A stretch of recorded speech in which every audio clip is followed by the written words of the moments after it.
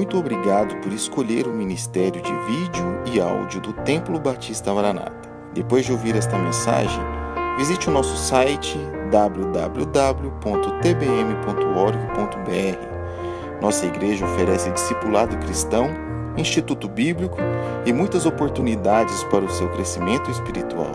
Que Deus o abençoe. Maranata, ora vem, Senhor Jesus.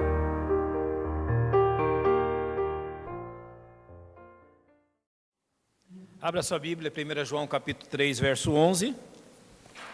O cultivo do amor na família.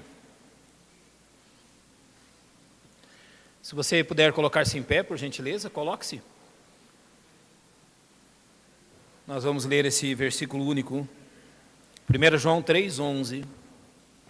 O cultivo do amor na família. Sim diz a palavra de Deus. Porque esta é a mensagem que ouvistes desde o princípio, que nos amemos uns aos outros. Vamos ler juntos então, juntos. Porque esta é a mensagem que ouvistes desde o princípio, que nos amemos uns aos outros. Pai, nós temos a Tua palavra aberta diante de nós e nós reconhecemos o poder e a autoridade dela. Sabemos, ó Deus, que uma vez que temos este conhecimento, apenas dois caminhos nos restam. Ou vamos obedecer com fé, ou vamos desobedecer com a nossa arrogância e orgulho. Ó Deus, que escolhamos o melhor caminho, de pela fé obedecer o que o Senhor tem nos instruído. Nós confiamos na ação do Teu Espírito Santo, iluminando o nosso entendimento e convencendo-nos. Carecemos, ó Deus, que o nosso coração, por vezes endurecido pelo pecado, seja completamente quebrantado, para que Teu Espírito Santo ali opere, nos ensinando e nos moldando. Que isso que vamos ouvir, ó Deus, não fique apenas no conhecimento, mas seja praticado por cada um de nós, o que rogamos, em nome de Jesus. Amém. Podem se assentar, irmãos. Amor na família é uma consequência de plantio. O amor não nasce do nada. Nada nasce do nada. Não existem coisas que nasçam do nada. O amor na família e o amor na vida é consequência de atitudes que nós plantamos. Como na lei da semeadura e da colheita, nós colhemos o que plantamos. Então, quando colhemos amor na família, é porque plantamos as coisas necessárias para que esse amor seja colhido. Ou seja, o amor não surge do nada, o amor não surge do vazio, ele não surge como se fosse algo mágico ou como se fosse algo que Deus criaria do zero. Muito pelo contrário, a instrução bíblica é que o amor é algo cultivado. E se existe algo que precisa ser bem cultivado para que frutifique, é o amor. Eu não sei quantos aqui já tiveram a experiência de plantar uma videira, um pé de uva. Olha, se você não teve, faça isso pelo menos uma vez na vida. Você vai descobrir como você é inapto. Ou coisinha difícil de plantar. Me aventurei certa vez a plantar da qualidade de Niágara. Plantei uma rosa e uma verde, uma branca, não é? Mas olha, até que aquela bendita deu fruto, os meus calos cresceram de sobremaneira. Eu podava, quando eu aprendi a podar, eu podava direito e nada. Amarrava direitinho, fiz um carramanchão, coisa mais linda, gastei o dinheiro para fazer aquilo, madeira, os fios, tudo muito bonitinho, muito direitinho. Eu quase me ajoelhava na frente dela e dizia: minha filha, o que mais que tu quer? Um dia eu fui visitar um irmão, e ele estava mexendo na videira dele. E ele estava abrindo um buraco enorme, quase 1 metro de diâmetro, em roda do pé, e um saco de esterco, e adubando o pé, lá no fundo mesmo, sabe? Ele cavou bastante, adubou, fechou com terra, com pedra por cima. Eu não disse nada para ele, mas ele tinha me ensinado naquele dia uma lição tremenda. Não precisa nem dizer que eu já cheguei em casa com um saco de adubo. Peguei uma pá, fiz um buraco, adubei ela do jeito que eu vi ele adubar, e para surpresa minha, no próximo dezembro, ela estava carregadinha. Precisa cultivo, não é? Precisa trabalho. João 15 diz que Deus ele tira, ou seja, ele levanta os ramos para que eles estejam postos ao sol, precisa colocar eles expostos ao sol para que frutifiquem, dá muito trabalho. Mas olha, uma das coisas mais gostosas que tem é comer algo que você plantou, que você cultivou. Aquela uva ali que eu plantei, eu vi aquele pezinho desse tamanhozinho, depois ele virou aquilo tudo e frutificando, e a gente fazia suco e comia direto do pé, e isso me deu grande alegria. Da mesma forma, o amor na família precisa de trabalho. Ele não nasce do nada. E ele também precisa de instrução, porque tem coisas que a gente não sabe. O amor na família precisa de constante zelo para que ele se torne uma realidade. Claramente a palavra de Deus diz que o fruto do Espírito é amor. Então aqui nós trabalhamos na companhia e com a cooperação do Espírito Santo para que uma verdade aconteça em nosso lar. Eu vou colocar duas opções diante dos irmãos para que os irmãos pensem nelas. Eu quero que você escolha uma. Eu preciso amar para então ter uma razão para fazer. Ou eu preciso fazer para então ser capacitado a amar. Quando eu digo que o amor é consequência da lei, da semeadura e da colheita, é claro que eu estou escolhendo a segunda opção. Quando eu digo que o amor precisa ser cultivado, é claro que eu estou dizendo que a segunda opção é a certa, porque o amor não é causa, é efeito de tudo aquilo que você pode fazer para que ele exista.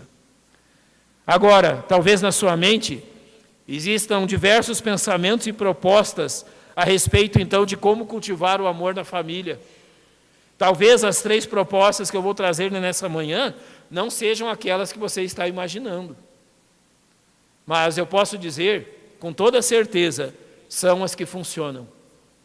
Porque só a Bíblia pode garantir neste mundo que aquilo que você faz funciona. Nenhum tratamento, nenhum tipo de acompanhamento, nenhum tipo de aconselhamento fora da Bíblia tem a garantia que a Bíblia dá, que se você fizer aquilo, funcionará. Só a Bíblia tem esse poder. Ninguém mais tem esse poder de garantir que se você tomar essa atitude, as coisas realmente acontecerão. E é então por fé, na autoridade da palavra de Deus, que eu digo aos irmãos 3 questões super importantes e essenciais para que cultivemos o amor no lar. E a primeira delas é se submeter à autoridade da palavra de Deus. O amor no lar é efeito, o amor no lar é consequência. A manifestação no amor, ela escasseia na vida do crente, na família e na igreja, de acordo com a falta de submissão à autoridade da palavra de Deus.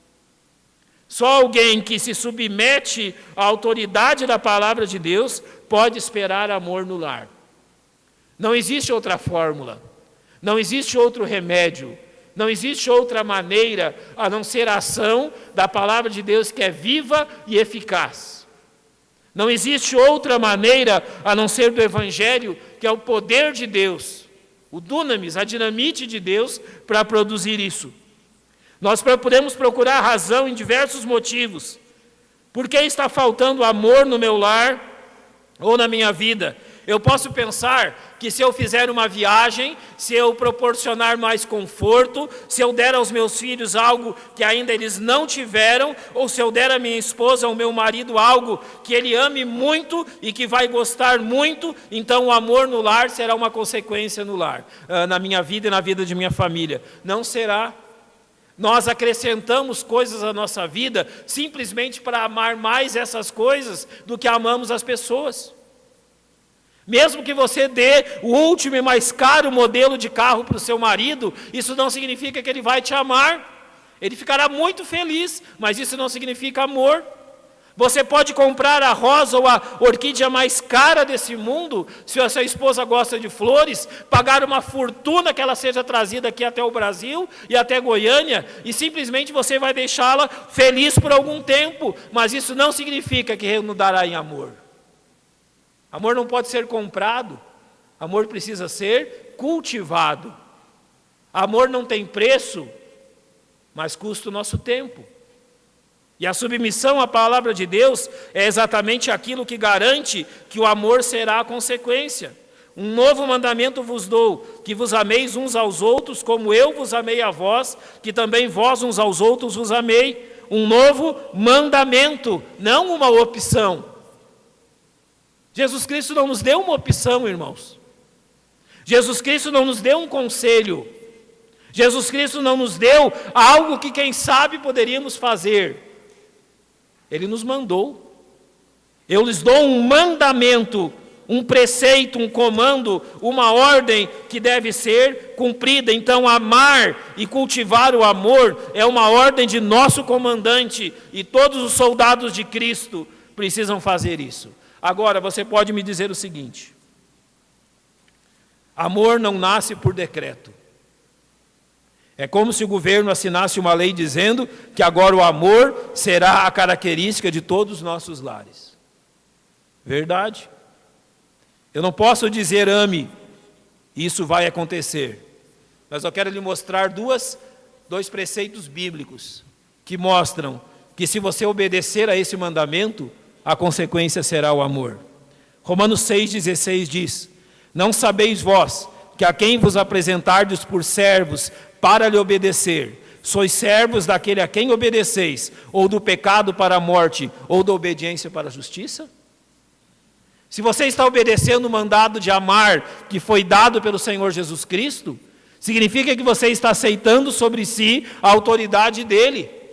Significa que você está plantando aquilo que você quer colher. Mas se você obedece aos padrões desse mundo e aquilo que o mundo tem determinado, significa que você está colocando sobre você a autoridade de Satanás e do pecado. E as consequências vão ser as que esse mundo traz. Literalmente o texto diz: nós somos servos, nós somos escravos daquele a quem obedecemos.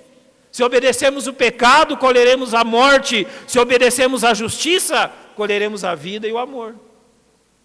Não é muito melhor obedecer a Cristo? Esse mundo está te dizendo tantas coisas que você precisa. Você precisa de um carro novo, você precisa de uma casa nova, você precisa de um celular novo, você precisa disso e daquilo. Mas nada disso que o mundo diz que você precisa traz o resultado que você realmente necessita. Apenas obedecer a palavra de Deus fará isso. Romanos capítulo 12 diz qual é a consequência. Não vos vingueis a vós mesmos, amados, mas dai lugar à ira, porque está escrito: minha é a vingança, eu recompensarei, diz o Senhor.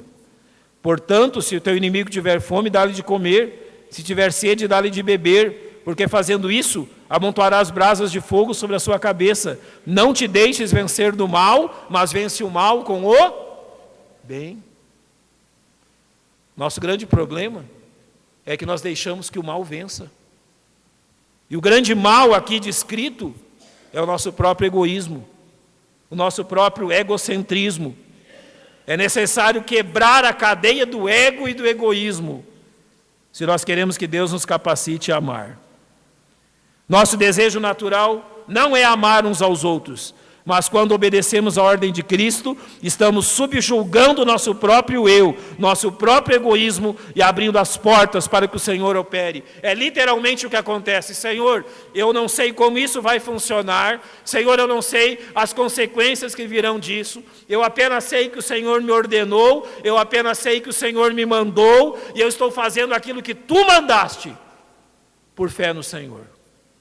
As consequências virão, os resultados virão, porque assim você abre as portas para que o Senhor opere. Obediência. Simplesmente obedeça o que a Bíblia tem a dizer. Maridos, qual é a ordem? Amai vossas mulheres. Foi isso que nós lembramos sexta-feira. Conversamos com os maridos e os rapazes sobre isso, sobre amarmos a nossa esposa, amarmos a nossa família, obedecermos à lei de Cristo, sabendo que as consequências virão e serão as melhores possíveis. Então, em primeiro lugar, se submeta à palavra de Deus. Obedeça a Bíblia e o amor será a realidade. Em segundo lugar, o amor é cultivado quando a palavra de Deus está me purificando. Talvez você não esperasse que a ordem fosse essa. Mas o amor só nasce no tipo certo de terreno. O amor só nasce na terra certa. Aonde eu nasci, as vinícolas plantam as suas videiras em montanhas. Essas montanhas têm muita terra, mas também têm muita pedra. São viradas para o lado do sol, na maioria das vezes. Tem sol e frio necessários para que as uvas cresçam e se tornem doces. São consideradas as melhores vinícolas que existem no Brasil. Mas por quê? Porque a terra é a terra certa. Porque a terra é a terra adequada. Da mesma forma aqui, Pedro nos diz, purificando as vossas almas pelo Espírito na obediência à verdade, para o amor fraternal não fingido. Amai-vos ardentemente uns aos outros, com um coração puro. Em qual terreno, em qual terra o coração puro nasce? O amor nasce, ele nasce numa terra onde há pureza. É o coração puro, a terra certa, para que o amor seja manifesto. E somente o Espírito pode fazer isso. Olha o que Efésios 5:26 diz. Para santificar, purificando-a com a lavagem da água pela palavra. A pureza, a santidade é o terreno certo para que o amor frutifique. Gálatas 5:22 diz que o fruto do Espírito é o quê? Amor. É singular ou plural? Podia ser escrito assim, porque os frutos do Espírito são, mas não é isso que está escrito. Está escrito porque o fruto do Espírito é. Então o fruto do Espírito é um. Qual? Amor. Os outros aspectos vêm dele. Se você cultivar o amor no seu lar, os outros aspectos virão naturalmente. Se o amor for cultivado como um fruto, aquilo que vem dele virá de forma natural. Mas notem que Efésios 4:30 diz, e não entristeçais o Espírito de Deus, no quais estáis selados para o dia da redenção. Não entristecer o Espírito Santo de Deus é exatamente isso. Não permitir que o pecado encontre guarida no nosso coração. Se o fruto do Espírito é amor, e o Espírito precisa de santificação para demonstrar o seu fruto, nada melhor que santidade para que o amor então apareça dentro do lar. O amor é consequência dessa santificação e dessa pureza. 1 Pedro 1,15 diz que como é santo aquele que vos chamou, sede vós também santos em toda maneira de viver. O que sua família precisa, talvez não seja uma viagem, ou a compra de algo que nunca teve, ou a mudança disso e daquilo, mas simplesmente purificação de vida, pureza, santificação. 1 João 1,9 diz, se confessarmos os nossos pecados, Ele é fiel e justo para nos perdoar os pecados e nos purificar de toda a injustiça. Está à sua mão, está diante de você o que pode ser feito, é simples. Apenas confesse o seu pecado. Eu sei que os irmãos, a respeito do amor, conhecem muito bem 1 Coríntios capítulo 13, e eu vou usar ali um dos versos de 1 Coríntios 13, para nós usarmos um exemplo. O que o amor não é, e o que o autor desse texto quer dizer com isso. Ele quer dizer que o amor, ele não é manifesto diante de tais pecados. Então observe a descrição que Paulo faz disso. O amor não é invejoso. A inveja vem do pecado da ira. O amor não trata com leviandade. Ser leviano vem do pecado do orgulho. O amor não se ensoberbece. Soberba vem da arrogância. Ele não se porta com indecência. Indecência vem da imundícia. Não busca seus interesses. Ou seja, não é egoísta. Não se irrita, é o pecado da amargura. Não suspeita mal, é o pecado da malícia. Não folga com a injustiça, injustiça aqui é o amor pelo pecado. Mas folga com a verdade, é o amor pela justiça e pela santidade. O amor não se manifestará diante de qualquer desses pecados. Por isso precisa pureza. Talvez marido ou esposa ou pais estejam dizendo o seguinte: eu cheguei à convicção e à conclusão que eu preciso amar minha família, mas eu não estou conseguindo. Em primeiro lugar, obedeça a Cristo e também tire do seu coração esses pecados.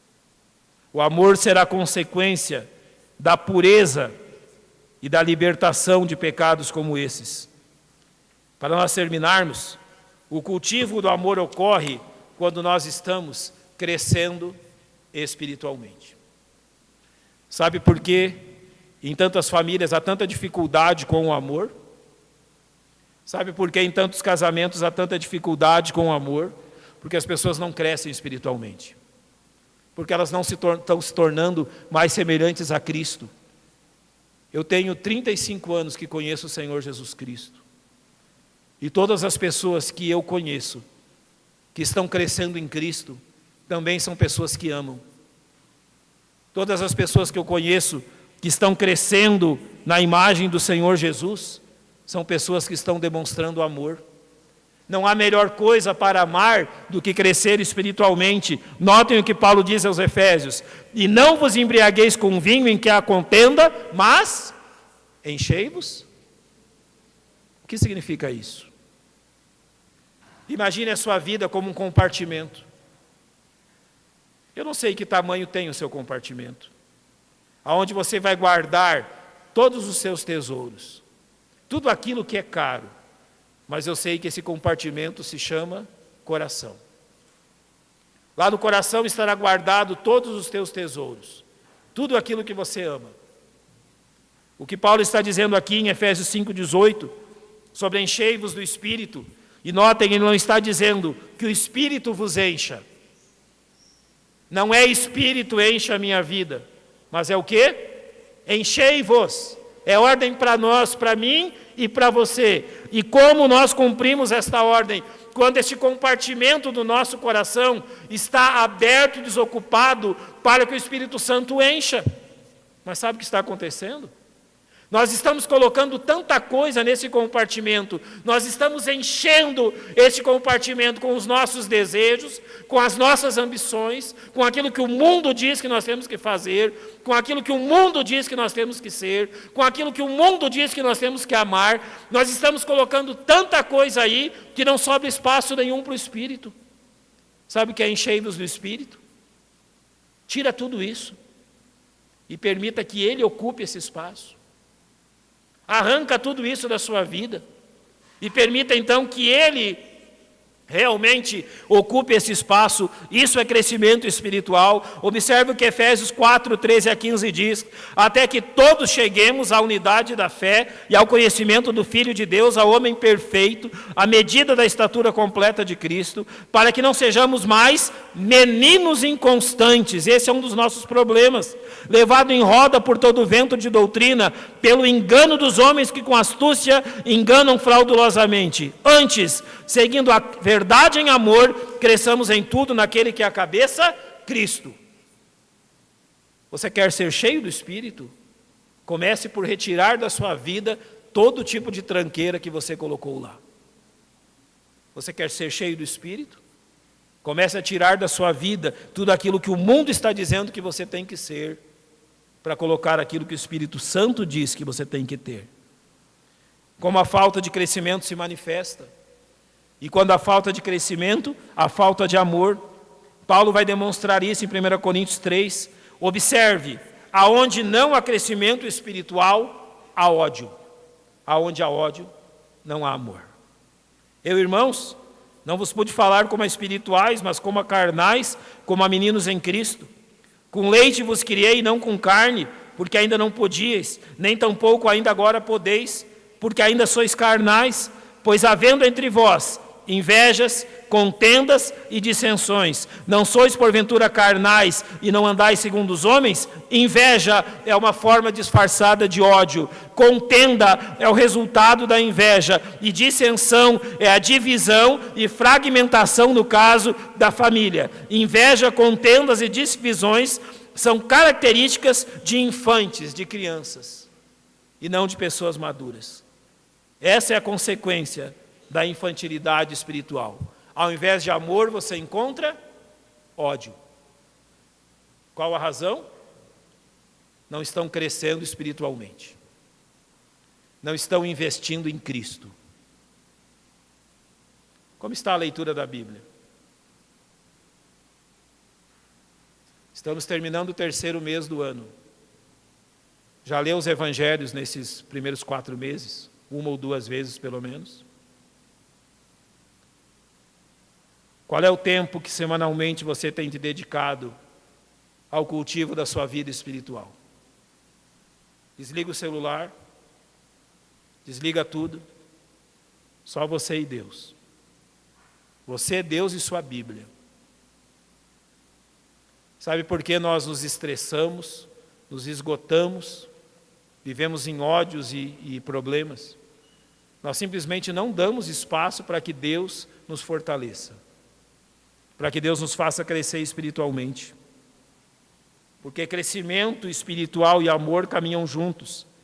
1 Tessalonicenses 3,12, Paulo diz: e o Senhor vos aumente e faça crescer em amor uns para com os outros e para com todos, como também o fazemos para convosco. Ou seja, o Senhor vos dê crescimento espiritual para que o seu amor cresça e se multiplique. Na mesma carta ele diz: quanto porém o amor fraternal, não necessitais que vos escreva, visto que vós mesmos estáis instruídos por Deus, que vos deveis amar uns aos outros, porque também já assim o fazeis para com todos os irmãos que estão por toda a Macedônia. Mas exortamo-vos, porém, a que nisto aumenteis cada vez mais. Ou seja, você não vai chegar num ponto em que você diga: eu já cresci espiritualmente o suficiente, eu já estou amando o suficiente. Quanto mais você crescer e quanto mais você amar, mais você verá que o infinito está mais longe. Nós nunca vamos conseguir chegar ao final. Aos Tessalonicenses, na 2ª carta, Paulo disse: sempre devemos, irmãos, dar graças a Deus por vós, como é justo, porque a vossa fé cresce muitíssimo e o amor de cada um de vós aumenta de uns para com os outros. Fé e amor crescem juntos. Não tem como alguém crescer em amor se não está crescendo em fé. Você tem dificuldades para amar? Você tem dificuldades para demonstrar amor na sua família? O seu problema não é esse. Esse é o efeito. O seu problema, acima de tudo, é que não há crescimento espiritual. Não há investimento nas coisas de Deus. O amor só está demonstrando isso. A falta de amor apenas está demonstrando o que falta. Então, lembre-se dessas 3 coisas. Para que o amor seja cultivado na sua família e no seu lar, é preciso de submissão à palavra de Deus. Certifique que a palavra de Deus está sendo obedecida. É preciso santificação, porque esse é o terreno certo para o amor crescer. E é preciso crescimento espiritual, para que o amor acompanhe o crescimento em fé. Como eu comecei dizendo, a Bíblia nos dá plena certeza que se fizermos isso, teremos resultado. Não há dúvida nenhuma disso. A Bíblia é o único livro no mundo, a única filosofia de vida do mundo, se podemos dizer assim, que nos dá 100% de certeza que se fizermos o que ela manda, teremos resultado. Não há dúvida nenhuma que se nós realizarmos aquilo que a Bíblia está dizendo que realizemos, as consequências virão. Então, por que não fazer? Pratique. Coisas simples, mas que trazem uma mudança tremenda. Não comece pelos outros. Comece por você mesmo. Não chegue hoje no lar e diga: família, a partir de hoje, essas são as 3 leis do nosso lar. Não. Saia daqui convicto no seu coração. Essas são as 3 leis para a minha vida. E você verá o que vai acontecer. Vamos fechar os nossos olhos, vamos orar.